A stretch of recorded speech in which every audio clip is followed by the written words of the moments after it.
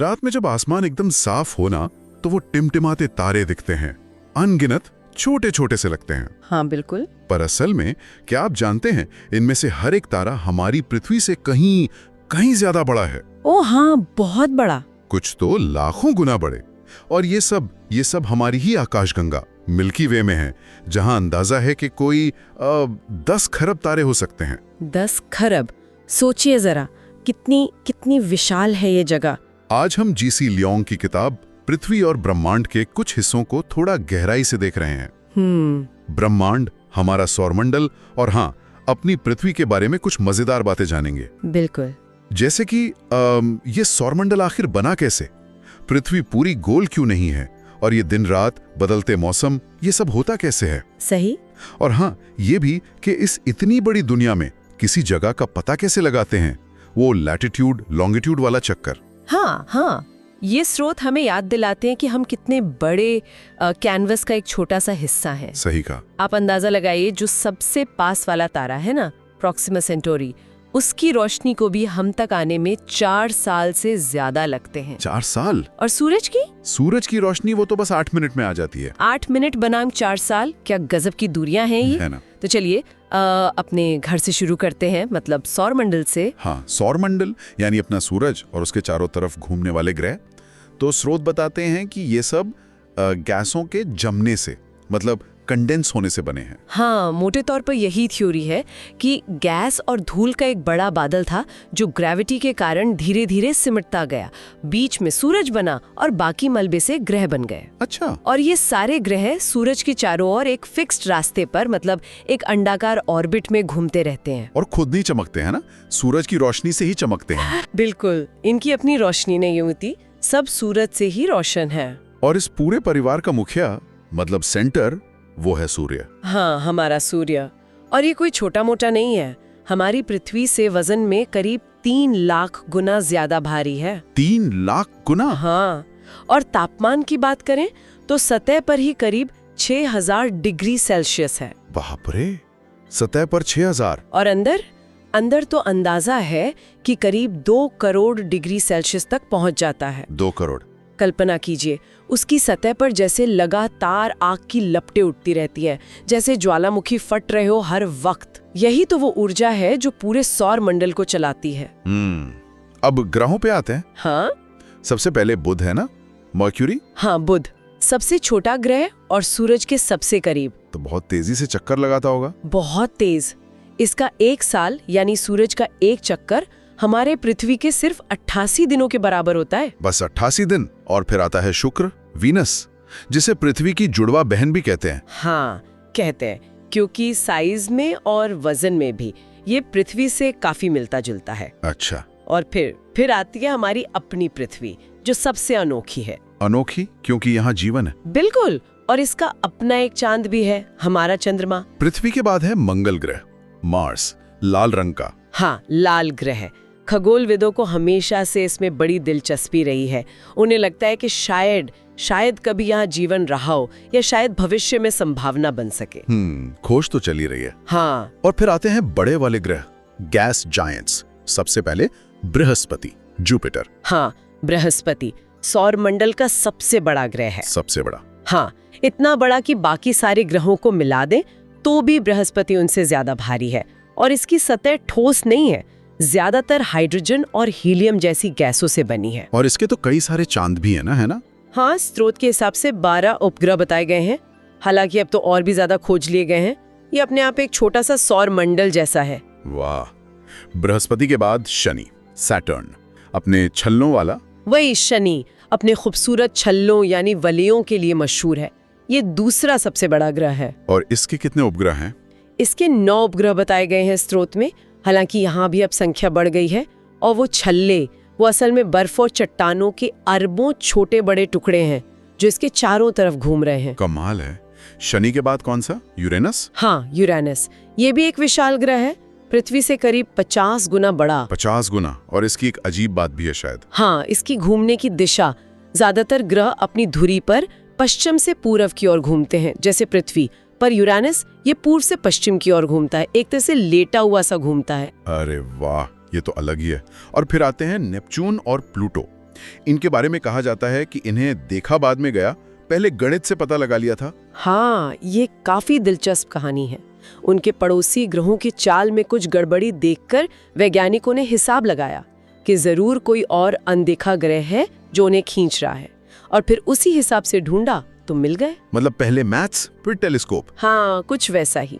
Pluto तो खैर अब तकनीकी रूप से ग्रह नहीं माना जाता, बौना ग्रह कहते हैं। हाँ, वो डिमोशन हो गया उसका।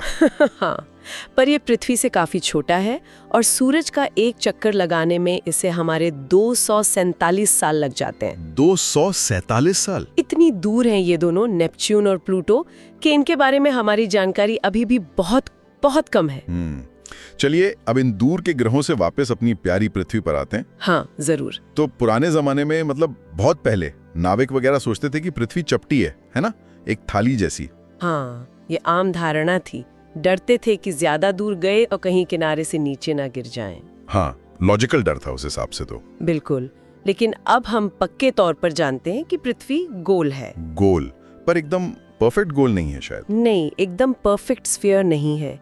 ये ध्रुवों पर, मतलब नॉर्थ पोल और साउथ पोल पर थोड़ी सी चपटी है, और भूमध्य रेखा यानी इक्वेटर पर थोड़ी सी बाहर को उभरी हुई है। अच्छा। इस खास शेप को जियोइड कहते हैं, मतलब पृथ्वी जैसा आकार। जियोइड, नया शब्द सीखा। तो इसके गोल या लगभग गोल होने के क्या सबूत हैं? सबूत तो कई हैं जो समय के साथ मिलते गए।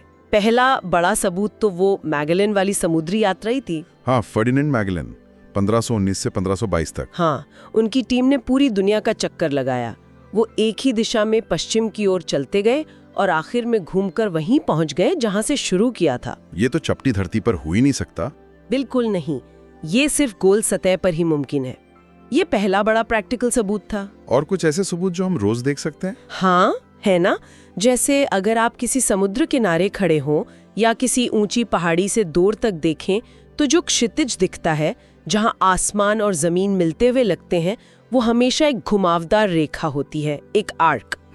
आप जितना ऊंचाई पर जाएंगे, ये गोलाकार दायरा उतना ही बड़ा होता जाएगा। अगर पृथ्वी चपटी होती तो क्षितिज एक सीधी रेखा दिखती।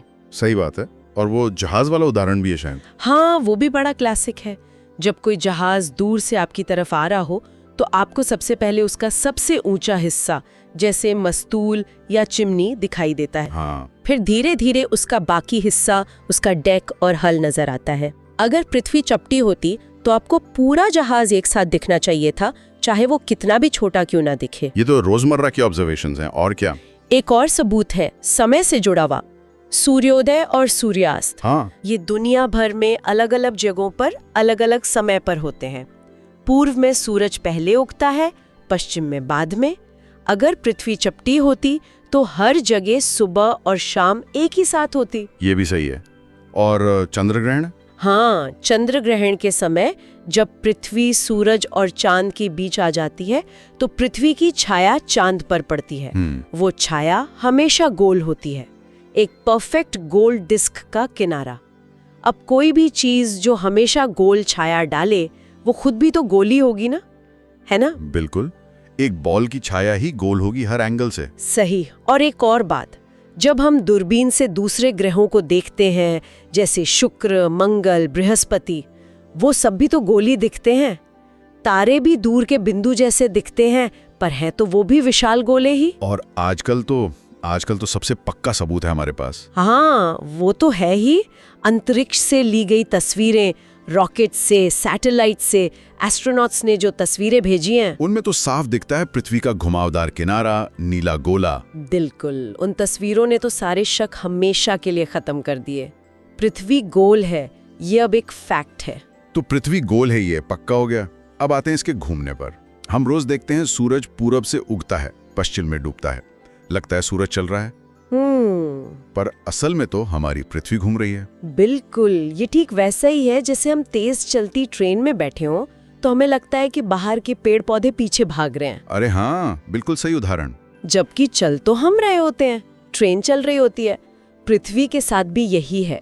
इसकी दो तरह की गतियां हैं। दो तरह की? हाँ, पहली है घूर्णन यानी रोटेशन। पृथ्वी अपनी धुरी पर, अपने एक्सिस पर घूमती है, जैसे लट्टू घूमता है। हाँ, कुछ वैसा ही।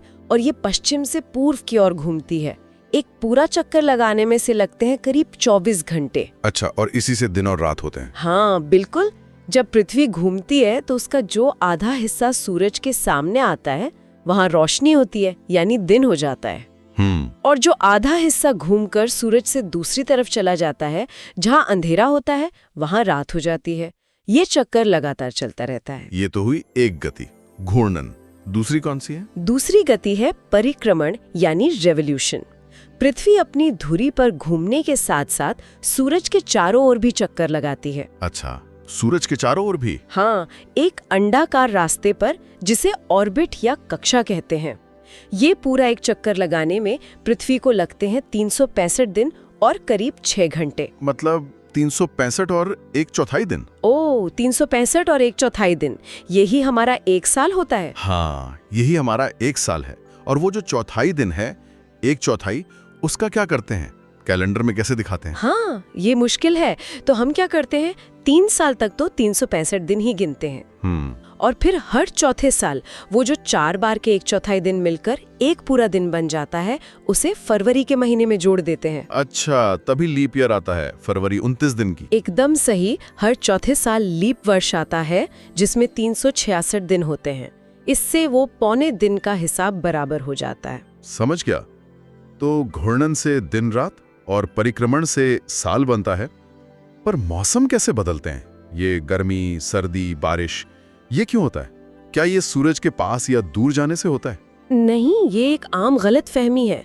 पृथ्वी की कक्षा अंडाकार जरूर है, पर वो इतनी भी अंडाकार नहीं कि उससे मौसम बदले। असल में पृथ्वी जब सूरज के सबसे करीब होती है, तब उत्तरी गोलार्ध में सर्दियां होती हैं। अरे, तो फिर मौसम बदलने का राज क्या है? राज छिपा है पृथ्वी के झुकाव में, टिल्ट में। झुकाव मतलब पृथ्वी सीधी नहीं घूमती? नहीं, पृथ्वी की जो धुरी है, जिस एक्सिस पर वो घूमती है, वो एकदम सीधी नहीं है, वर्टिकल नहीं है।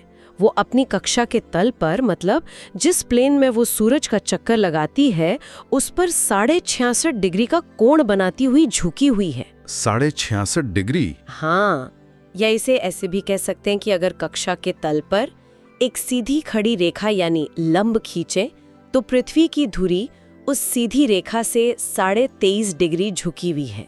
23.5 डिग्री? ये झुकाव ही सब करता है? हाँ, ये झुकाव ही मौसम बदलने का असली कारण है। और सिर्फ मौसम ही नहीं, इसके कई और असर भी होते हैं। अच्छा, जैसे कि? मान लीजिए अगर ये झुकी हुई न होती, एकदम सीधी होती, तो क्या होता? बहुत अच्छा सवाल है। अगर पृथ्वी अपनी धुरी पर सीधी खड़ी होकर घूमती, तो सूरज की किरणें साल भर हमेशा भूमध्य रेखा यानी इक्वेटर पर ही सबसे सीधी पड़ती।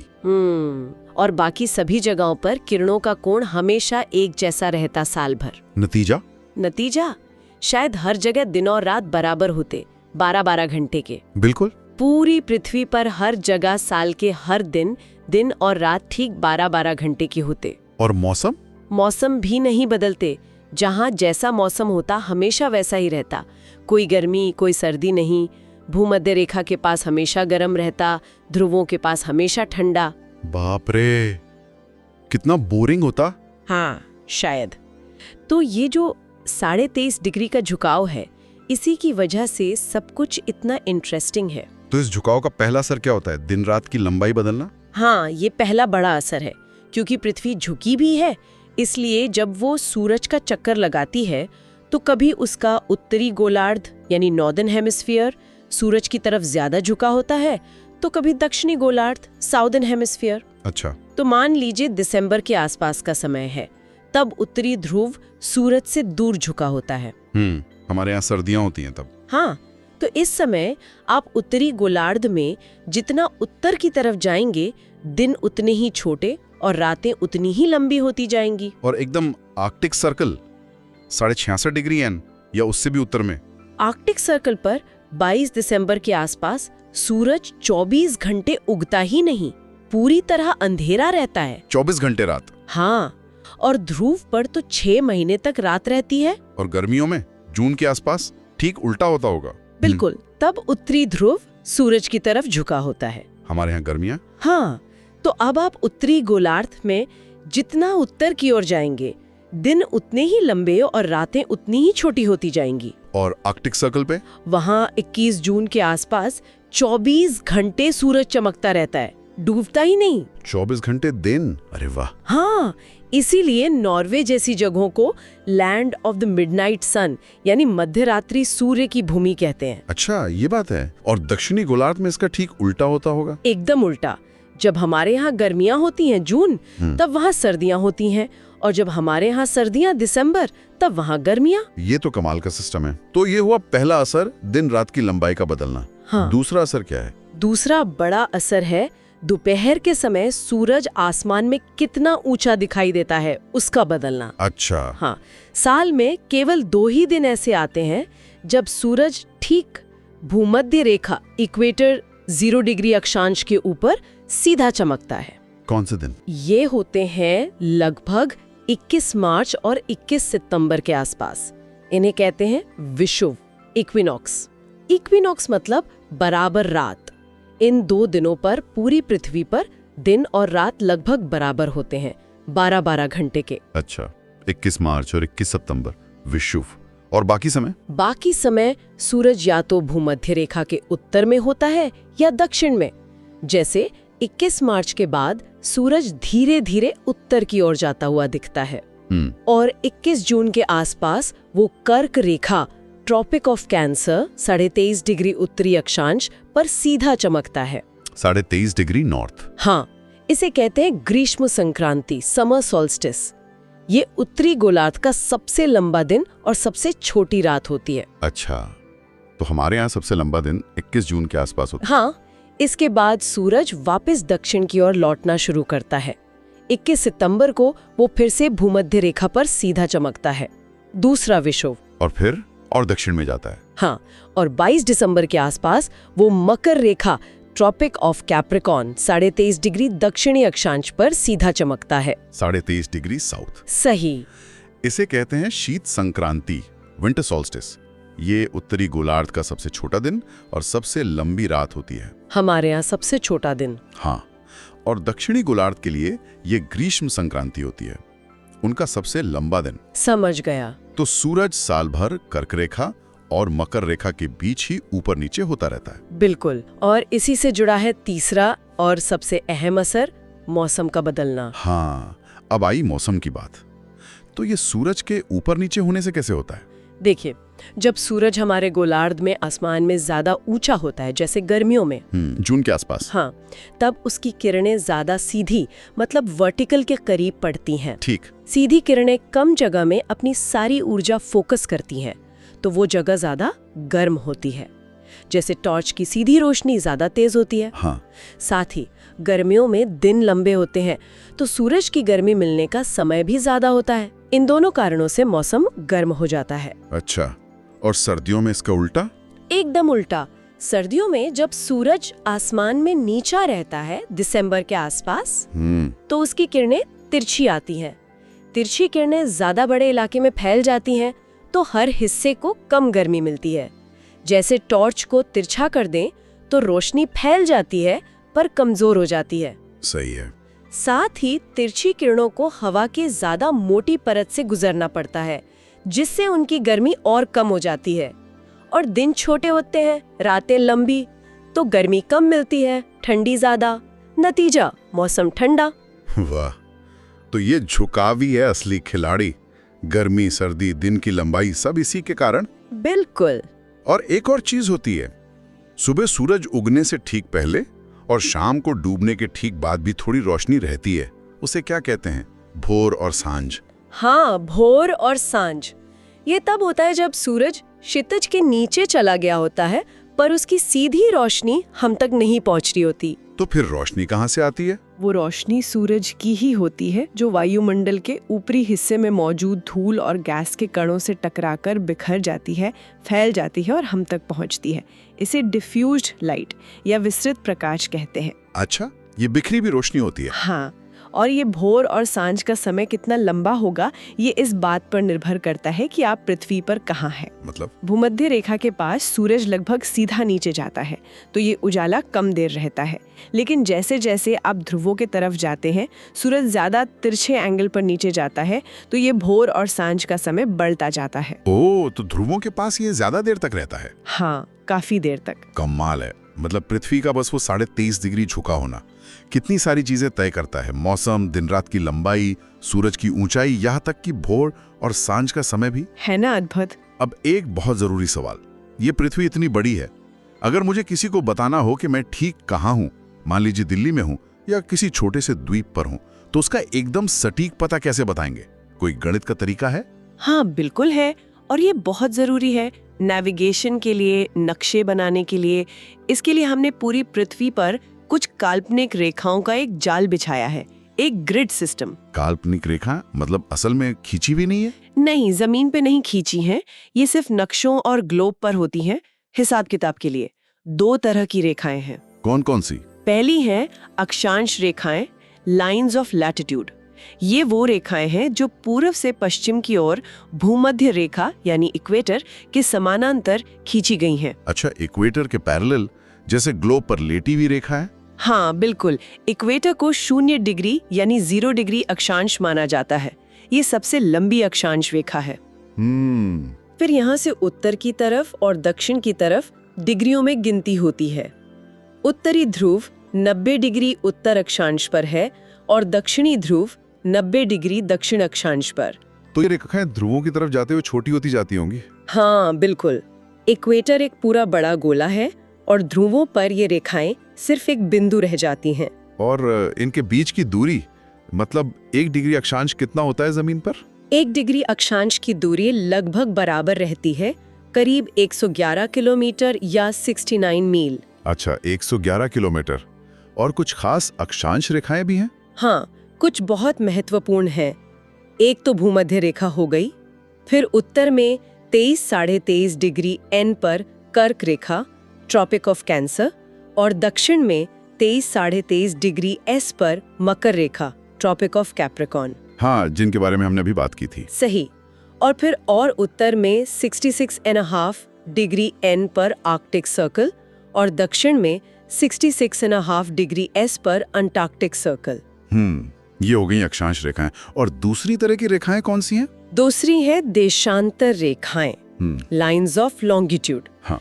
इन्हें मेरिडियन भी कहते हैं। मेरिडियन। हाँ, ये वो काल्पनिक रेखाएं हैं जो उत्तरी ध्रुव से शुरू होकर दक्षिणी ध्रुव तक जाती है। मतलब ये ग्लोब पर खड़ी रेखाएं हैं। अच्छा, नॉर्थ पोल से साउथ पोल को मिलाने वाली। तो ये आधी गोल होंगी, सेमी सर्कल? हाँ, ये अर्ध वृत्ताकार होती हैं और ये सब ध्रुवों पर जाकर मिल जाती हैं। तो इनकी गिनती कहाँ से शुरू होती है, जैसे अक्षांश की इक्वेटर से होती है? देशांतर की गिनती के लिए एक खास मेरिडियन को 0 डिग्री माना गया है। ये वो मेरिडियन है जो लंदन के पास ग्रीनविच नाम की जगह पर पुरानी रॉयल ऑब्जर्वेटरी से होकर गुजरती है। ग्रीनविच, हाँ सुना है। जीएमटी वाला ग्रीनविच? हाँ वही। इसे प्रधान मध्याह्न रेखा या प्राइम मेरिडियन कहते हैं। ये 0 डिग्री देशांतर है। ठीक है, तो यहाँ से गिनती कैसे होती है? यहाँ से पूर्व की तरफ 180 डिग्री तक और पश्चिम की तरफ 180 डिग्री तक देशांतर गिने जाते हैं। 180 डिग्री पूर्व और 180 डिग्री पश्चिम वाली रेखा असल में एक ही है, जो प्राइम मेरिडियन के ठीक पीछे पृथ्वी के दूसरी तरफ पड़ती है। अच्छा, तो ये सारी देशांतर रेखाएं ध्रुवों पर मिल जाती हैं? हाँ, नॉर्थ पोल और साउथ पोल पर ये सब एक ही बिंदु पर मिल जाती हैं। तो इसका मतलब इनके बीच की दूरी बदलती होगी? बिल्कुल सही। 2 देशांतर रेखाओं के बीच सबसे ज्यादा दूरी भूमध्य रेखा पर होती है, करीब 111.3 किलोमीटर। लेकिन जैसे जैसे आप ध्रुवों की तरफ जाते हैं, ये रेखाएं पास आती जाती हैं और ध्रुवों पर इनके बीच की दूरी 0 हो जाती है। अच्छा, तो अक्षांश के उलट देशांतर के बीच की दूरी फिक्स नहीं है? नहीं है। इसीलिए देशांतर का इस्तेमाल दूरी नापने के लिए उतना नहीं होता जितना कि समय बताने के लिए होता है। समय, देशांतर और समय का क्या कनेक्शन है? बहुत गहरा कनेक्शन है। देखिए, पृथ्वी गोल है और 24 घंटे में अपनी धुरी पर पूरा एक चक्कर 360 डिग्री लगा लेती है। हाँ। तो अगर आप 360 डिग्री को 24 घंटों से भाग दें तो कितना आएगा?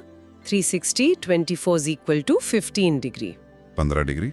इसका मतलब है कि पृथ्वी 1 घंटे में 15 डिग्री देशांतर घूम जाती है। अच्छा, या ये कहें कि 1 डिग्री देशांतर घूमने में उसे 4 मिनट लगते हैं। 60 मिनट 15 डिग्री। बिल्कुल सही हिसाब लगाया। 1 degree is equals to 4 minute. अब सोचिए, पृथ्वी किस दिशा में घूमती है? पश्चिम से पूर्व की ओर। सही। तो सूरज किधर पहले उगेगा, पूर्व में या पश्चिम में? पूर्व में। हाँ, यानी पूर्व की जगहों पर समय आगे होगा और पश्चिम की जगहों पर समय पीछे होगा। किसके मुकाबले? ग्रीनविच 0 डिग्री देशांतर के मुकाबले। एकदम सही। ग्रीनविच से आप जितना डिग्री पूर्व में जाएंगे, आपका स्थानीय समय उतना ही आगे होगा। हर 15 डिग्री पूर्व जाने पर समय 1 घंटा आगे, और पश्चिम जाने पर? हर 15 डिग्री पश्चिम जाने पर समय 1 घंटा पीछे।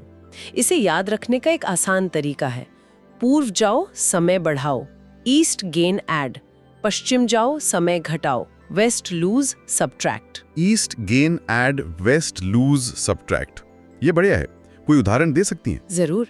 मान लीजिए अभी लंदन में यानी ग्रीनिच 0 डिग्री पर दोपहर के ठीक 12 बजे हैं। ठीक है। अब मान लीजिए हमें भारत में मद्रास चेन्नई का समय पता करना है, जो लगभग 80 डिग्री पूर्वी देशांतर 80 डिग्री ई पर है। 80 डिग्री पूर्व। हाँ, तो 15 डिग्री का मतलब 1 घंटा होता है। 80 डिग्री में 15 कितनी बार आएगा? 15 × 5 75 डिग्री, यानी 5 घंटे तो ये हो गए। 5 घंटे। बचे कितने? 80 - 75 = 5 डिग्री, और 1 डिग्री का मतलब 4 मिनट, तो 5 डिग्री का मतलब 5 × 4 = 20 मिनट। तो कुल मिलाकर 5 घंटे और 20 मिनट। हाँ, चूंकि मद्रास ग्रीनिच से पूर्व में है तो ये समय आगे होगा, यानी जब लंदन में दोपहर के 12 बजेंगे तब मद्रास में शाम के 5:20 हो रहे होंगे। वाह। और अगर पश्चिम में कोई जगह देखें, जैसे न्यूयॉर्क? न्यूयॉर्क लगभग 74 डिग्री पश्चिमी देशांतर 74 W पर है। 74 डिग्री पश्चिम। तो फिर से हिसाब लगाइए, 15 × 4 60 डिग्री, 4 घंटे बचे। 74 - 60 = 14 डिग्री, 14 × 4 56 मिनट, तो 4 घंटे 56 मिनट। हाँ, चूंकि न्यूयॉर्क पश्चिम में है तो ये समय ग्रीनविच से पीछे होगा, यानी जब लंदन में दोपहर के 12 बजेंगे तो न्यूयॉर्क में सुबह के बजेंगे 12 बजे से 4 घंटे 56 मिनट पहले, लगभग सुबह के 7:04। कमाल है। मतलब देशांतर पता हो तो दुनिया में कहीं का भी लोकल टाइम निकाल सकते हैं। हाँ, लोकल सोलर टाइम निकाल सकते हैं। लेकिन एक मिनट, अगर हर शहर अपना अपना लोकल टाइम इस्तेमाल करने लगे, हाँ, तब तो बहुत गड़बड़ हो जाएगी। हाँ, हो जाती। सोचिए, दिल्ली का टाइम अलग, मुंबई का अलग, कलकत्ता का अलग, ट्रेनें कैसे चलती, ऑफिस कैसे खुलते? बिल्कुल। इसी कंफ्यूजन से बचने के लिए मानक समय यानी स्टैंडर्ड टाइम का सिस्टम बनाया गया। स्टैंडर्ड टाइम, ये क्या होता है?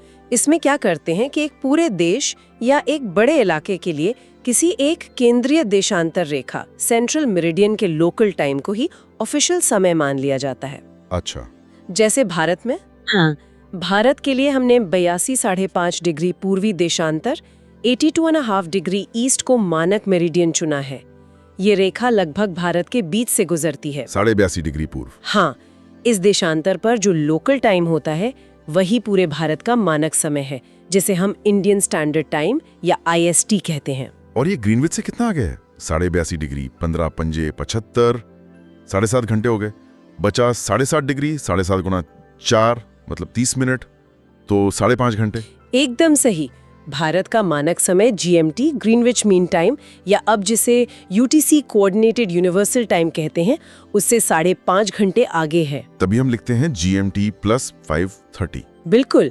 और इसी तरह पूरी दुनिया को लगभग 24 मानक समय क्षेत्रों टाइम जोन्स में बांटा गया है। हर टाइम जोन मोटे तौर पर 15 डिग्री देशांतर चौड़ा होता है और अपने पड़ोसी जोन से 1 घंटा आगे या पीछे होता है। पर कुछ देश तो बहुत चौड़े हैं, पूर्व से पश्चिम तक, जैसे रूस है या अमेरिका, कनाडा। उनमें क्या एक ही टाइम जोन होता है? नहीं, ऐसे बहुत बड़े देशों में एक से ज्यादा टाइम जोन होते हैं। अच्छा। हाँ, जैसे रूस जो पूर्व पश्चिम में इतना ज्यादा फैला हुआ है, उसमें तो 11 टाइम जोन है। 11? हाँ। अमेरिका और कनाडा में मुख्य भूमि पर 5 टाइम जोन है, अटलांटिक, ईस्टर्न, सेंट्रल, माउंटेन और पैसिफिक। 5? तो मतलब अमेरिका के एक किनारे से दूसरे किनारे के टाइम में बहुत अंतर होगा। हाँ, ईस्ट कोस्ट जैसे न्यूयॉर्क और वेस्ट कोस्ट जैसे लॉस एंजलिस के समय में लगभग 3 घंटे का अंतर है, अगर डे लाइट सेविंग ना हो। और अगर अटलांटिक और पैसिफिक को देखें तो 4 घंटे का। अलास्का और हवाई को मिला दें तो और भी ज्यादा। सोचिए, एक ही देश में अलग अलग समय। देशांतर और समय से जुड़ी एक और बड़ी दिलचस्प चीज है, वो अंतरराष्ट्रीय तिथि रेखा, इंटरनेशनल डेट लाइन। ये क्या भला है? भला नहीं है, बहुत काम की चीज है। ये एक काल्पनिक रेखा है जो मोटे तौर पर 180 डिग्री देशांतर के साथ साथ चलती है। 180 डिग्री यानी ग्रीनविच के ठीक उल्टी तरफ। हाँ, प्रशांत महासागर के बीच से। ये वो जगह है जहां से ऑफिशियली दुनिया की तारीख बदलती है। तारीख बदलती है? कैसे? सोचिए, आप ग्लोब पर पूर्व की तरफ सफर कर रहे हैं। हर 15 डिग्री देशांतर पार करने पर आप अपना समय 1 घंटा आगे कर रहे हैं, है ना? हाँ, ईस्ट के नार्ड। तो जब आप पूरा घूमकर 180 डिग्री पूर्वी देशांतर पर पहुंचेंगे तो आप ग्रीनविच से 12 घंटे आगे हो चुके होंगे। और अगर आप पश्चिम की तरफ जा रहे होते तो 180 डिग्री पश्चिमी देशांतर पर आप ग्रीनविच से 12 घंटे पीछे होते। अब ये 180 पूर्व और 180 पश्चिम तो एक ही रेखा है, तो एक ही जगह पर 24 घंटे का अंतर कैसे हो सकता है? इसी को ठीक करने के लिए डेटलाइन है। तो होता क्या है जब इसे पार करते हैं? नियम ये है कि अगर आप इस रेखा को पूर्व से पश्चिम की ओर पार करते हैं, जैसे आप अमेरिका से जापान जा रहे हो, तो आप एक पूरा दिन आगे बढ़ जाते हैं। आप एक दिन खो देते हैं। खो देते हैं मतलब अगर आप मंगलवार को रेखा पार कर रहे हैं तो पार करते ही अगला दिन यानी बुधवार शुरू हो जाएगा। मंगलवार आपकी जिंदगी से गायब। अरे! और अगर आप पश्चिम से पूर्व की ओर पार करते हैं, जैसे जापान से अमेरिका आ रहे हो, तो आप एक दिन पीछे चले जाते हैं। हाँ। आप एक दिन हासिल कर लेते हैं।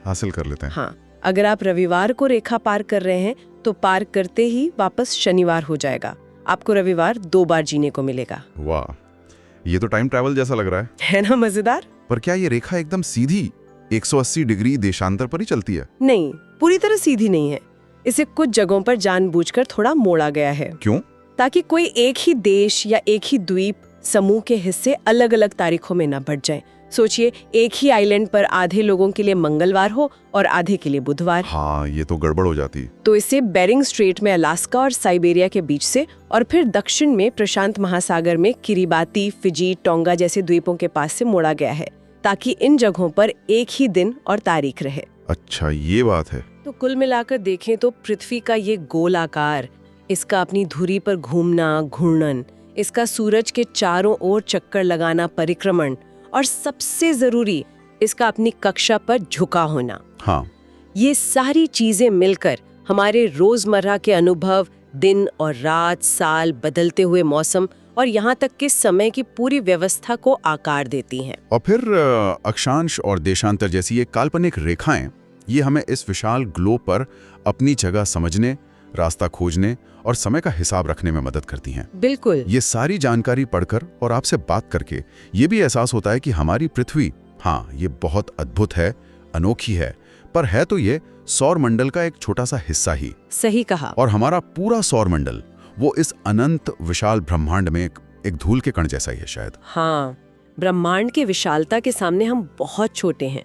स्रोत हमें नेपच्यून और प्लूटो जैसे ग्रहों के बारे में बताते तो हैं, पर साथ ही ये भी साफ करते हैं कि उनके बारे में हम अभी कितना कम जानते हैं। हाँ, ये बात सही है।